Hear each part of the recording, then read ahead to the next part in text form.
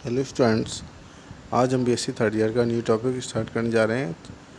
अनुचुंबकत्व एवं अनुचुंबकीय पदार्थ, paramagnetism and paramagnetic substance. तो आइए वीडियो स्टार्ट करते हैं।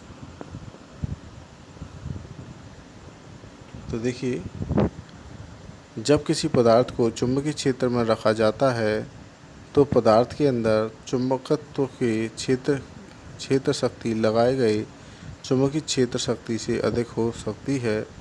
ऐसे पदार्थों को अनुचुंबकीय पदार्थ यानी कि पैरामैग्नेटिक सबस्टेंस कहा जाता है, या कहते हैं चुंबकीय बल रेखाएं निर्वात की अपेक्षा इन पदार्थों में से आसानी से गुजर जाती हैं। इस प्रकार अनुचुंबकीय पदार्थ चुंबकीय बल रेखाओं को अपनी ओर आकर्षित करते हैं, जैसा कि चित्र में दिखाया गया है। यदि ये पदार्थ चुंबकीय क्षेत्र में गति करने के लिए स्वतंत्र हों तो ये पदार्थ दुर्बल क्षेत्र से प्रबल क्षेत्र की ओर गति करते हैं। उदाहरण के लिए कुछ एलिमेंट्स दे रखे हैं, जैसे कि aluminium, sodium, platinum, magnesium, copper chloride, oxygen आदि जो पदार्थ हैं वो अनुचुंबकीय पदार्थ हैं। इन पदार्थों में निम्नलिखित गुण पाए जाते हैं। तो देखिए, जैसे नंबर 1 दे रखा है आपके कि जब किसी अनुचुंबकीय पदार्थ की छड़ को दो चुंबकीय ध्रुवों के बीच लटकाते हैं तो छड़ की अक्ष घूमकर चुंबकीय क्षेत्र के समांतर हो जाती है। छड़ के सिरों पर उत्पन्न ध्रुव चुंबकीय ध्रुवों के विपरीत होते हैं। देखिए, डायग्राम में दे रखा है, जो ध्रुव हैं वो विपरीत हैं और स्वतंत्र पूर्वक लटका देते हैं तो जी एक दूसरे उसके ध्रुवों के विपरीत ठहर जाती है। तो ध्रुवों के विपरीत हैं और समांतर हो जाती हैं। नेक्स्ट पॉइंट में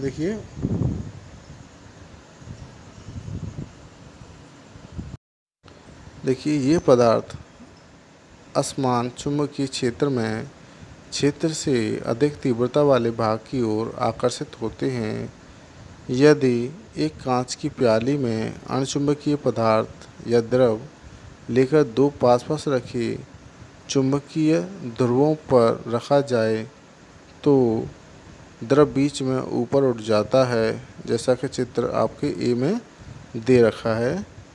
क्योंकि चुंबकीय क्षेत्र के बीच में से अधिक प्रबल है, परंतु यदि ध्रुवों को दूर दूर कर दिया जाए तो द्रव बीच में दबकर किनारों की ओर ऊपर उठ जाता है, क्योंकि अब क्षेत्र ध्रुवों के समीप अधिक प्रबल है। तो देखिए, दोनों आपके जो चुंबकीय ध्रुव हैं उनको अगर वो पास होते हैं तो किनारों से दब जाता है और ऊपर उठ जाता है।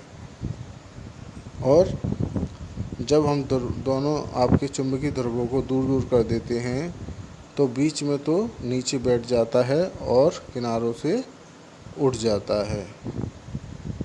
ये आपके सेकंड पॉइंट में है। अब आगे देखिए, इसका थर्ड पॉइंट देखिए, यदि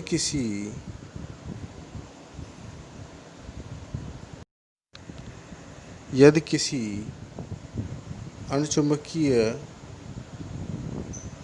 घोल को कैपिटल यू नली में भरकर नली की एक भुजा को प्रबल चुंबकीय धुरी के बीच रख दें तो उस भुजा में घोल का तल ऊपर उठ जाता है। जैसा कि डायग्राम में दे रखा है आपके कि अगर अणुचुंबकीय घोल किसी यू आकार की नली में भरा है तो जैसे ही हम उसको चुंबकीय ध्रुवों के बीच में, यानी कि एन और एस चुंबकीय ध्रुव हैं, इसके बीच में रखते हैं तो वो घोल ऊपर की ओर उठ जाता है।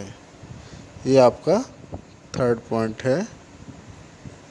अब आगे देखिए, अनुचुंबकत्व की उत्पत्ति, ऑरिजिन ऑफ पैरामैग्नेटिज्म। तो देखिए, अनुचुंबकीय पदार्थ चुंबकीय क्षेत्र में रखने पर क्षेत्र की दिशा में आसानी से चुंबकत्व ग्रहण कर लेते हैं।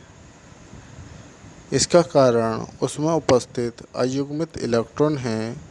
ये अयुग्मित इलेक्ट्रॉन स्थायी द्विध्रुव डाइपोल का कार्य करते हैं। अतः किसी पदार्थ में अयुग्मित इलेक्ट्रॉन संख्या जितनी अधिक होती है उसमें उतना ही अधिक अणुचुंबकत्व पाया जाता है। पदार्थों के लिए चुंबकीय फ्लक्स घनत्व कैपिटल बी हमेशा चुंबकीय क्षेत्र शक्ति कैपिटल एच तुलना में अधिक होता है, जैसे कि डायग्राम में आपके में दे रखा है।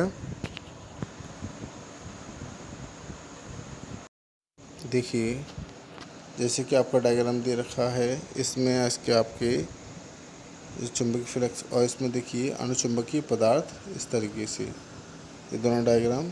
तो देखिए कैपिटल V बड़ा है कैपिटल H से, या कि आपके चुंबकीय क्षेत्र बड़ा है आपके, यानी कि चुंबकीय फ्लक्स घनत्व कैपिटल V बड़ा है चुंबकीय क्षेत्र शक्ति H से, या आपके कैपिटल H बड़ा है I। अतः इन पदार्थों के लिए चुंबकीय सुग्राह्यता का मान 1 से अधिक अर्थात धनात्मक होता है।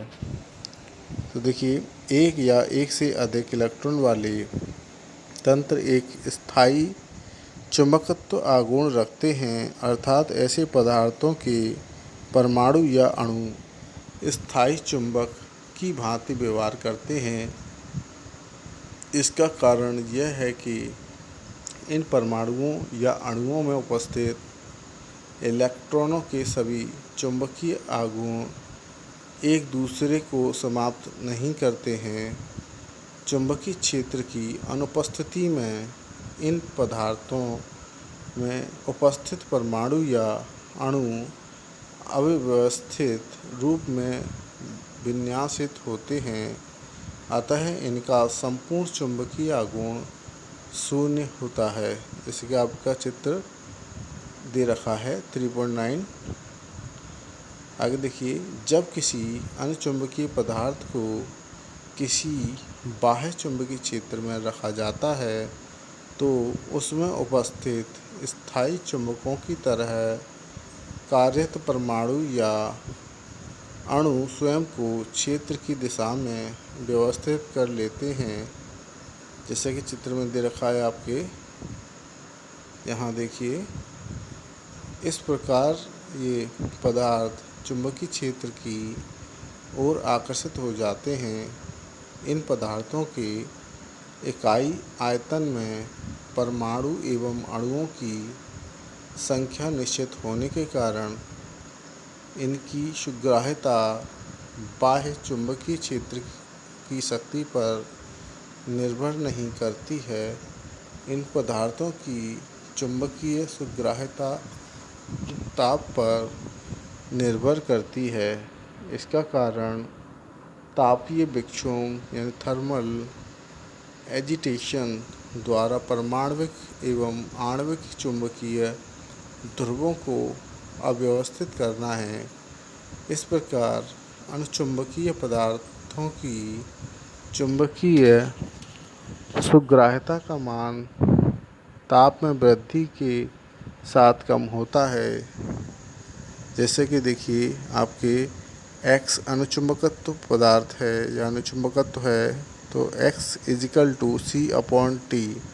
यहाँ X अणुचुंबक यानी अणुचुंबकीय पदार्थ की सुग्राह्यता है और आपके T परमताप है, C आपके क्यूरी नियतांक है। उपरोक्त संबंध क्यूरी नियम कहा जाता है।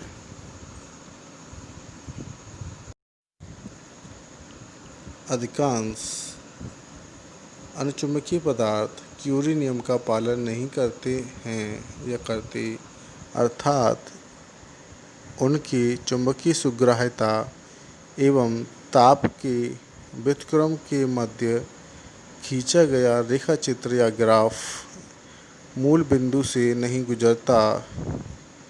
क्यूरी तथा बीज ने संशोधित या फिल्टर्ड संबंध निम्न प्रकार व्यक्त किया, इसे x equal to C upon T del T minus theta, यहाँ थीटा बीज नियतांक है। यह संबंध क्यूरी बीज नियम कहलाता है।